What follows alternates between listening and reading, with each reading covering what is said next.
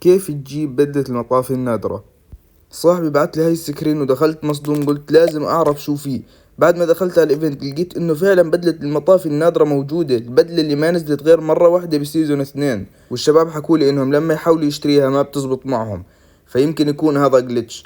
بعديها لما حاولت اكثر من مرة انا وفتشت بالايفنت كويس، اكتشفت انه اصلا في اكثر من بدلة، مثل بدلة القبطان النادرة اللي ما نزلت غير بالسيزون 2، بالاضافة لكثير سكنات وتخفيضات رهيبة على الشعبية وعلى جميع السكنات. بعد ما فتشت بالايفنت كويس اكتشفت انه هو عبارة عن بث مباشر راح يفتح الساعة 4 بتوقيتك، انا ظهر لي انه الساعة 16 يعني 4.